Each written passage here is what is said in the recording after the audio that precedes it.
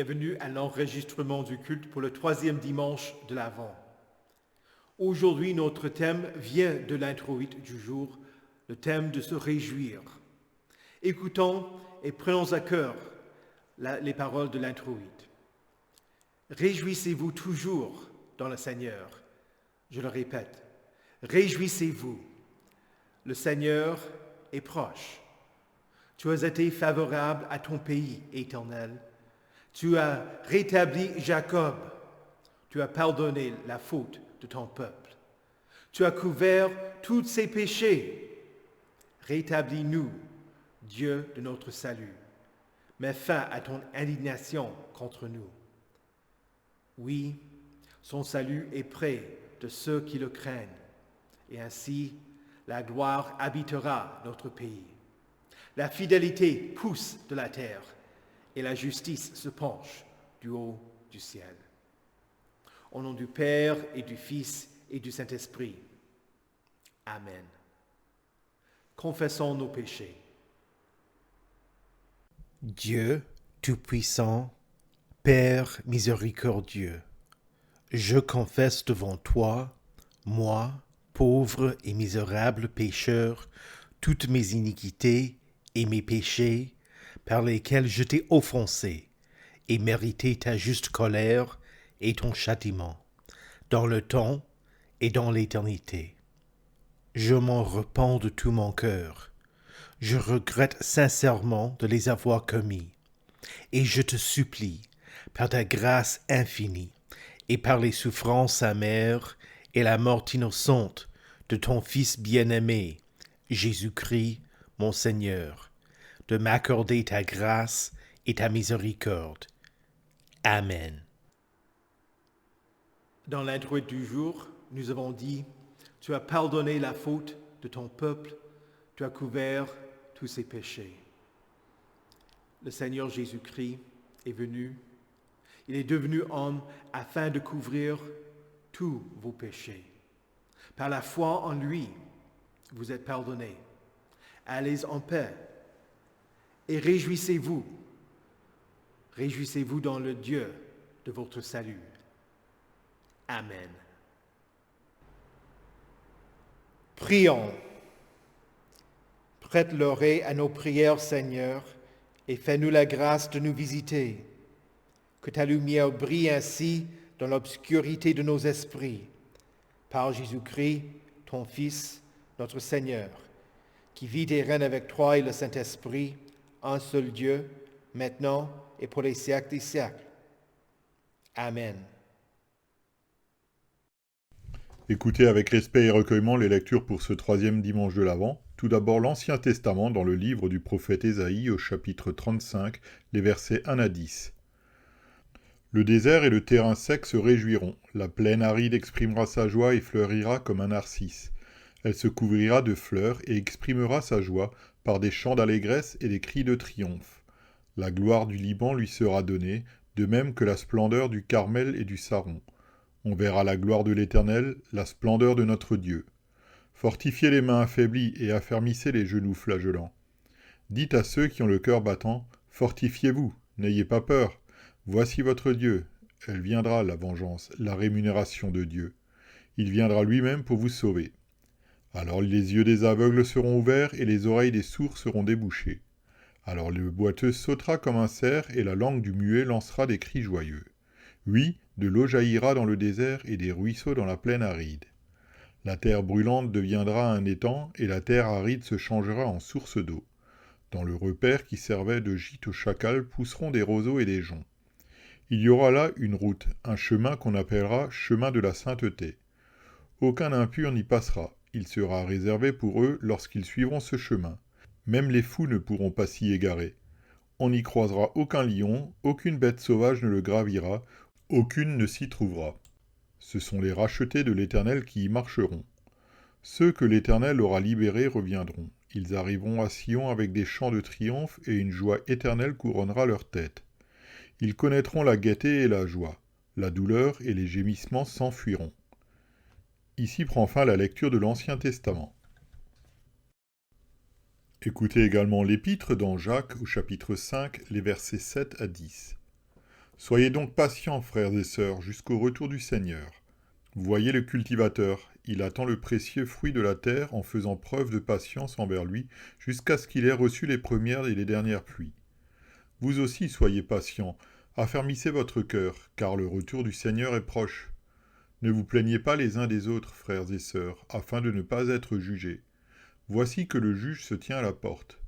Mes frères et sœurs, prenez pour modèle de patience dans la souffrance les prophètes qui ont parlé au nom du Seigneur. Ici prend fin la lecture de l'Épître. Écoutez enfin l'Évangile dans Matthieu au chapitre 11, les versets 2 à 11.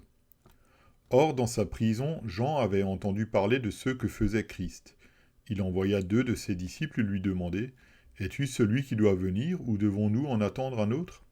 Jésus leur répondit « Allez rapporter à Jean ce que vous entendez et ce que vous voyez. Les aveugles voient, les boiteux marchent, les lépreux sont purifiés, les sourds entendent, les morts ressuscitent et la bonne nouvelle est annoncée aux pauvres. Heureux celui pour qui je ne représenterai pas un obstacle. » Comme il s'en allait, Jésus se mit à dire à la foule au sujet de Jean « Qu'êtes-vous allé voir au désert? Un roseau agité par le vent? Mais qu'êtes-vous allé voir? Un homme habillé de tenues élégantes? Ceux qui portent des tenues élégantes sont dans les maisons des rois. Qu'êtes-vous donc allé voir? Un prophète? Oui, je vous le dis, et plus qu'un prophète, car c'est celui à propos duquel il est écrit « Voici, j'envoie mon messager devant toi pour te préparer le chemin. » Je vous le dis en vérité, parmi ceux qui sont nés de femmes, il n'est venu personne de plus grand que Jean-Baptiste. Cependant, le plus petit dans le royaume des cieux est plus grand que lui. Ici prend fin la lecture de l'Évangile. Heureux ceux qui écoutent la parole de Dieu et qui la gardent. Confessons notre foi. Je crois en Dieu, le Père Tout-Puissant, Créateur du ciel et de la terre. Je crois en Jésus-Christ, son Fils unique, notre Seigneur, qui a été conçu du Saint-Esprit et qui est né de la Vierge Marie. Il a souffert sous Ponce Pilate, il est crucifié, il est mort, il a été enseveli. Il est descendu aux enfers. Le troisième jour, il est ressuscité des morts. Il est monté au ciel. Il siège à la droite de Dieu, le Père Tout-Puissant, et il viendra de là pour juger les vivants et les morts. Je crois au Saint-Esprit, la Sainte Église universelle, la communion des saints, la rémission des péchés, la résurrection de la chair et la vie éternelle. Amen.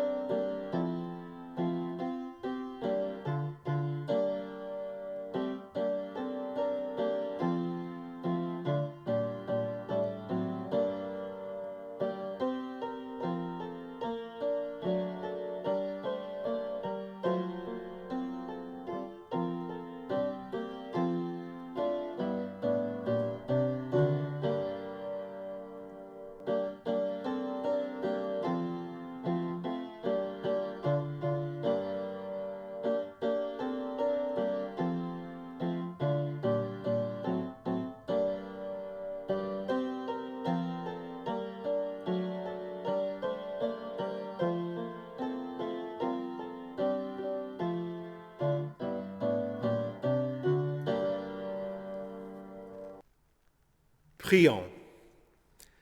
Ô Éternel, le soir arrivent les pleurs, et le matin, l'allégresse. Fais-nous connaître le sentier de la vie, parce qu'il y a d'abondantes joies dans ta présence, et le bonheur éternel à ta droite. Par la prédication de ta sainte parole, que nous puisions de l'eau avec joie, aux sources du salut et en la joie de ton salut, qui nous vient par Jésus-Christ, ton Fils bien-aimé.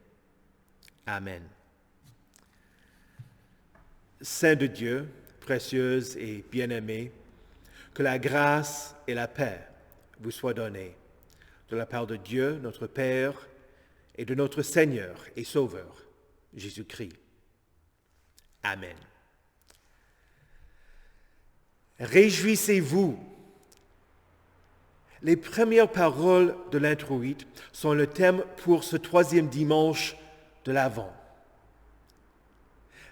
L'Avent est une période où nous veillons et attendons la venue du Messie. Saint Jean-Baptiste, lui aussi, veillait et attendait le royaume de Dieu. La semaine dernière, nous avons entendu que le prophète préparait le chemin du Seigneur en avertissant ceux qui l'écoutaient à se repentir. Il persévéra dans sa prédication, y compris en dénonçant Hérode, le tétrarque de Galilée. Jean-Baptiste critiqua le roi pour son immoralité sexuelle, parce qu'il avait épousé Hérodiade, la femme de son frère. Pour sa critique du roi, Jean-Baptiste fut emprisonné. Il doutait, et sa foi vacilla. Le royaume de Dieu pour lequel il veillait et attendait n'était pas conforme à ce qu'il voyait autour de lui. Il se demandait s'il s'était trompé à propos de Jésus. Et il envoya ses disciples lui demander, « Es-tu celui qui doit venir, ou devons-nous en attendre un autre ?» Jésus ne jugea pas Jean, parce qu'il avait douté, mais il l'encouragea en citant le prophète Ésaïe. Jésus dit aux disciples de Jean, « Allez, rapportez à Jean ce que vous entendez et ce que vous voyez. Les aveugles voient, les boiteux marchent, les lépreux sont purifiés, les sourds entendent, les morts ressuscitent et la bonne nouvelle est annoncée aux pauvres. Heureux celui pour qui je ne représenterai pas un obstacle. » Bien sûr, Jésus est un obstacle pour ceux qui le rejettent, qui ne veulent pas se repentir, qui ne veulent pas accepter ce qu'est la volonté de Dieu, qui veulent persévérer dans leur idolâtrie, leur immoralité sexuelle, leur méchanceté.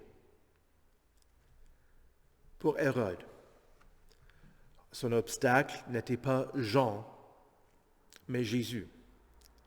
Et pour Jean, tandis qu'il doutait, il semble que Jésus était un obstacle pour lui aussi. N'avait-il pas du mal à croire que Jésus était le Messie? Il semble que oui. Et pour vous, est-ce que Jésus est un obstacle pour vous aussi? J'ose dire oui. Avez-vous du mal à confesser Jésus devant les hommes? Est-ce difficile d'accepter certains de ses enseignements? Avez-vous des doutes? Oui? Repentez-vous. Quand vous êtes comme Jean, quand vous vacillez, tournez-vous vers Jésus pour qu'il fortifie votre foi. Jésus cite le psaume 118. N'avez-vous jamais lu dans les Écritures la pierre qu'ont rejetée ceux qui construisaient est devenue la pierre angulaire? C'est l'œuvre du Seigneur et c'est un prodige à nos yeux. C'est pourquoi je vous le dis, le royaume de Dieu vous sera enlevé et sera donné à un peuple qui en produira les fruits. Celui qui tombera sur cette pierre s'y brisera, et celui sur qui elle tombera sera écrasé.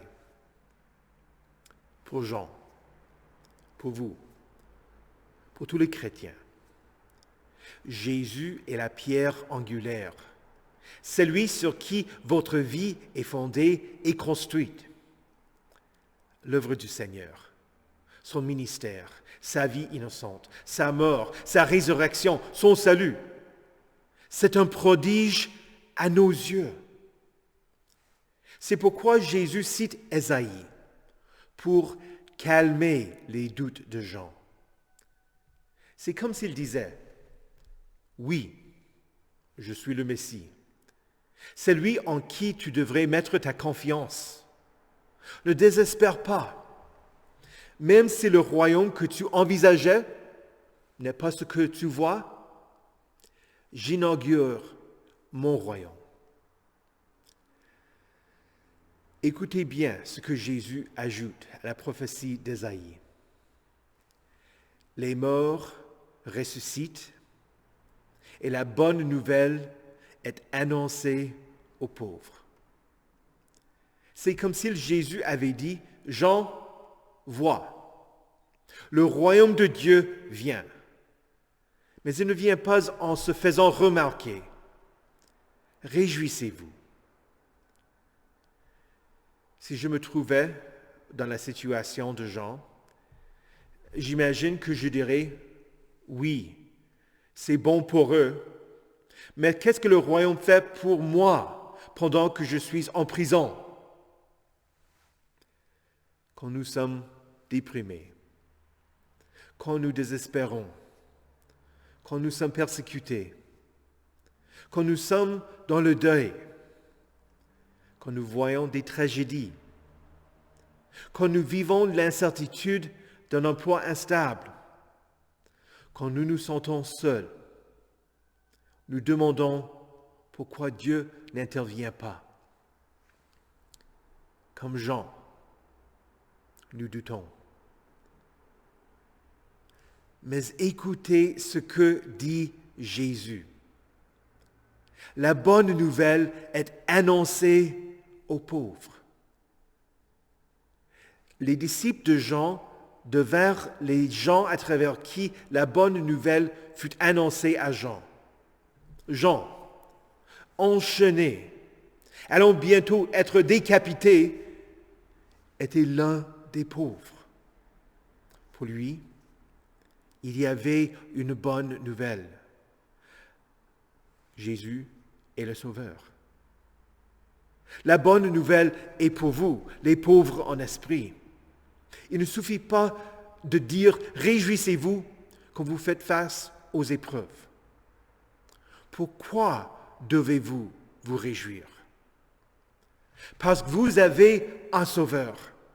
Christ est vainqueur, Christ est mort, Christ est ressuscité, Christ reviendra plein de gloire. Réjouissez-vous en Jésus. Le président du synode de Missouri, Matt Harrison, a écrit « À première vue, l'enseignement de la joie semble être la mousse sur une bière, qu'il manque de densité. » Mais il a creusé le sujet davantage et il a changé d'avis. Il y a une richesse dans l'enseignement de la joie. En grec, le mot pour la joie est chara. Le mot grec pour la grâce est charis. Chara, charis. Les deux mots partagent une même racine. De la même manière que la grâce est un don de Dieu, la joie en est un aussi. La joie est le ressenti d'une personne sauvée par la grâce seule. Réjouissez-vous. La parole vivante et efficace crée la foi et donne la joie. Peu importe les circonstances de votre vie, Dieu vous garde. ni la mort, ni la vie, ni les anges, ni les dominations, ni le présent, ni l'avenir, ni les puissances, ni la hauteur, ni la profondeur, ni aucune autre créature ne pourra nous séparer de l'amour de Dieu manifesté en Jésus-Christ, notre Seigneur. Qu'est-ce qui vole votre joie? Une mauvaise conscience, la honte, la culpabilité, la condamnation de la loi. La solution n'est pas de nier la vérité, de se mentir à soi-même ou aux autres. Votre joie vous vient de Jésus-Christ, qui vous pardonne vos péchés. Que pria David après que Nathan l'eut confronté à son péché? Ô Dieu, crée en moi un cœur pur, renouvelle en moi un esprit bien disposé. Ne me rejette pas loin de toi, ne me retire pas ton Saint-Esprit. Rends-moi la joie de ton salut, et qu'un esprit de bonne volonté me soutienne. La joie est un don de Dieu qui vient à travers le salut. Dieu vous pardonne aussi. Fortifiez les mains affaiblies et affermissez les genoux flageolants. Dites à ceux qui ont le cœur battant, fortifiez-vous, n'ayez pas peur. Voici votre Dieu. Elle viendra, la vengeance, la rémunération de Dieu. Il viendra lui-même pour vous sauver. S'il y a une absence de joie dans votre vie, écoutez la parole qui vous annonce que Jésus vient vous sauver et vous pardonner. Réjouissez-vous. Jésus vous donne une bonne conscience. Le fait que le royaume de Dieu vienne ne veut pas dire que Jésus résoudra toutes vos difficultés. Jésus a-t-il élaboré un plan pour que Jean-Baptiste s'échappe de la prison? Non. Il faut attendre le jour de sa venue en gloire, quand il jugera les vivants et les morts. Entre-temps, nous veillons et prions. Nous veillons et attendons. Comme dit le psalmiste, « J'espère en l'Éternel de toute mon âme, et je m'attends à sa promesse. Je compte sur le Seigneur plus que les gardes n'attendent le matin, oui, plus que les gardes n'attendent le matin. »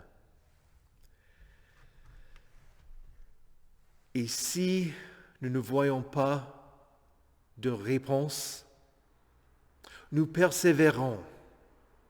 Soyez patients. Affermissez votre cœur, car le retour du Seigneur est proche.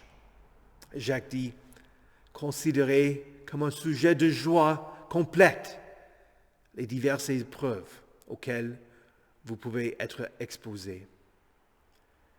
Jésus n'a pas abandonné Jean. Vous n'êtes pas délaissés non plus. Dieu a déterminé les souffrances et les afflictions qu'il veut imposer à ses élus, afin que chacun d'eux reproduise l'image de son Fils. Formule de Concorde sur les déclarations solides, chapitre 9. Chapitre 11. Pour Jean, cela a eu pour effet de devenir martyr pour sa foi. Pour Jean n'est pas le seul.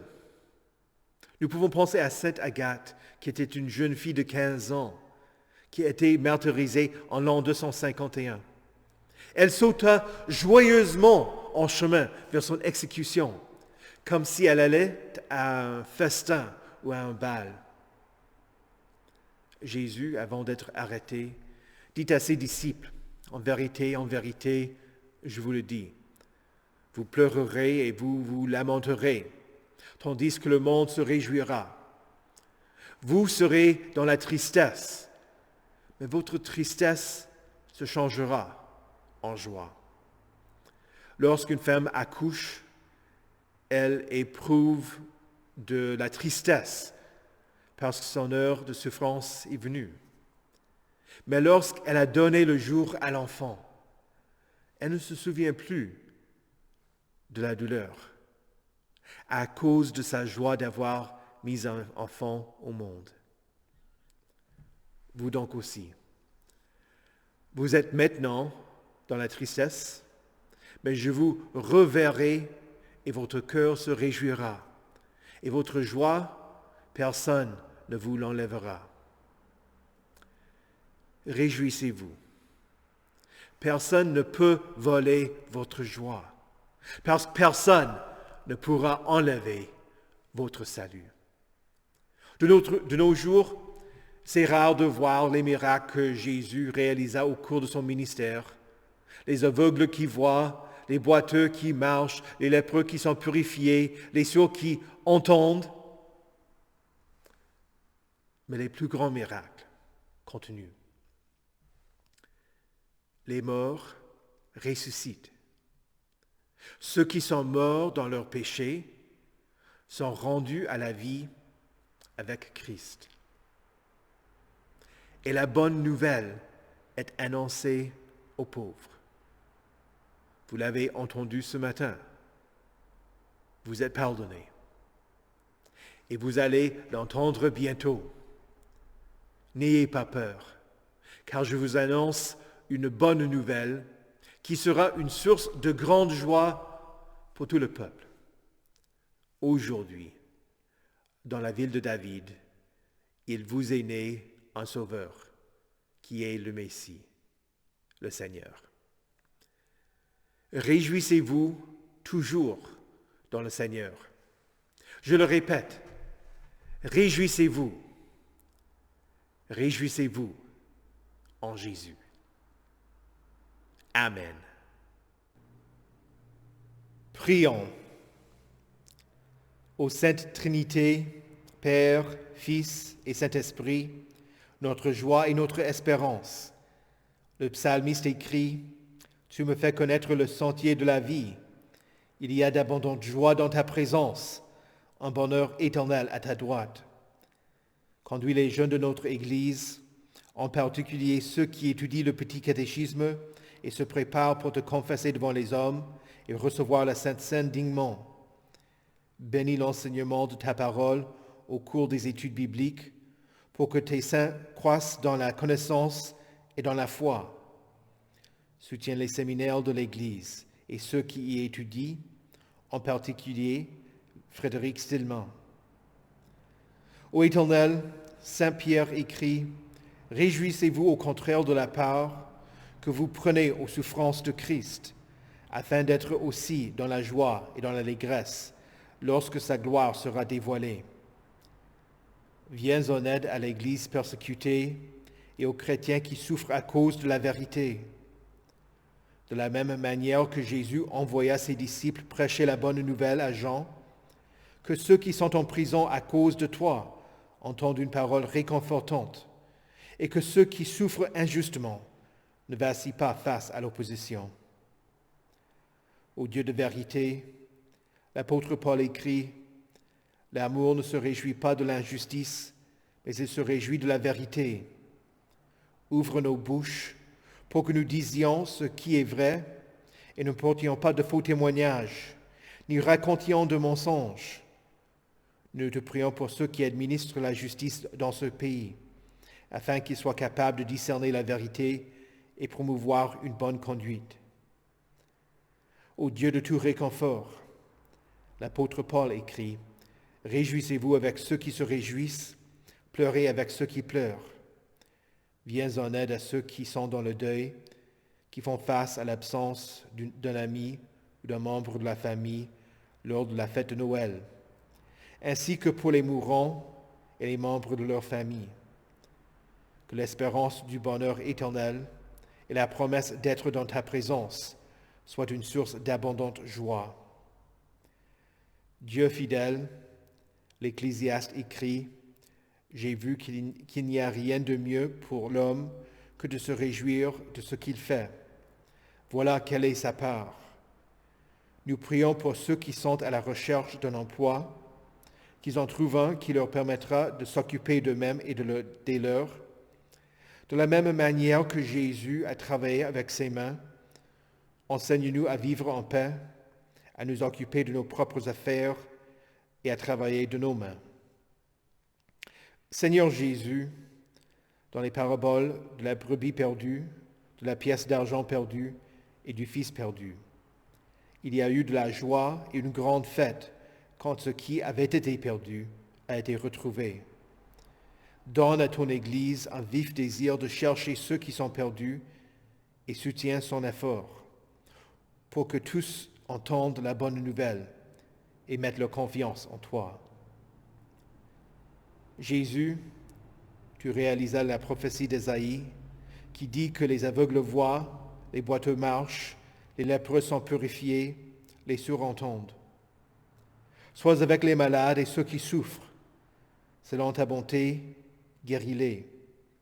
Si ce n'est pas ta volonté, donne courage à ceux qui souffrent pour qu'ils veillent et attendent le royaume que tu as inauguré sur la croix, le royaume que nous verrons quand tu reviendras plein de gloire. Ô Dieu, la source de la joie, que nous trouvions notre joie en toi. Conduis-nous à ton royaume et enseigne-nous à prier. Notre Père, qui es aux cieux, que ton nom soit sanctifié, que ton règne vienne, que ta volonté soit faite sur la terre comme au ciel. Donne-nous aujourd'hui notre pain de ce jour. Pardonne-nous nos offenses, comme nous pardonnons aussi à ceux qui nous ont offensés. Et ne nous laisse pas entrer en tentation, mais délivre-nous du mal. Car c'est à toi qu'appartiennent le règne, la puissance et la gloire, au siècle des siècles. Amen. Recevez avec joie la bénédiction de l'Éternel. Que le Seigneur vous bénisse et vous garde. Que le Seigneur fasse luire sa face sur vous et qu'il vous accorde sa grâce. Que le Seigneur tourne son visage vers vous et qu'il vous donne sa paix. Amen.